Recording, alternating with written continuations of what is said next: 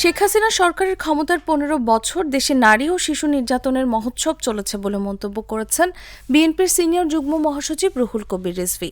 তিনি বলেন, এখন দেশে একটি অস্থিরতা বিরাজ করছে, মব কালচার চলছে। হঠাৎ মব কালচার তৈরি হলো কেন? অন্তর্বর্তী সরকার তো সকল গণতন্ত্রকামীর সমর্থিত সরকার। মব কালচারে আজ সমাজের মতো কত যে নির্যাতন, নিপীড়ন হচ্ছে তার কোনো হিসাব নেই।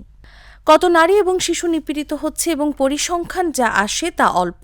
শনিবার নয়াপল্টনে বিএনপির কেন্দ্রীয় কার্যালয়ের সামনের রাস্তায় আন্তর্জাতিক নারী দিবসে মহিলা দলের র্যালি পূর্বে সংক্ষিপ্ত সমাবেশে তিনি এসব কথা বলেন।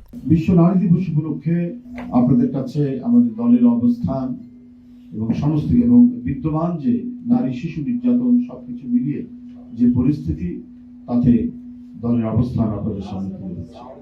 আমরা অত্যন্ত উদ্বেগের সঙ্গে লক্ষ্য করছি যে সাম্প্রতিক সময়ে দেশ জুড়ে নারীদের প্রতি সহিংসতা ও হেনস্থার ঘটনা আশঙ্কাজনকভাবে বেড়ে গিয়েছে।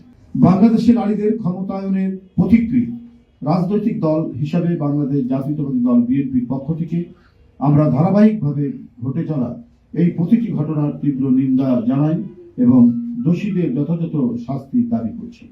নারীদের সম্মান ও স্বাধীনতা রক্ষা করা আমাদের নৈতিক দায়িত্ব, যা তাদের সংবিধান অনুযায়ী স্বীকৃত অধিকার।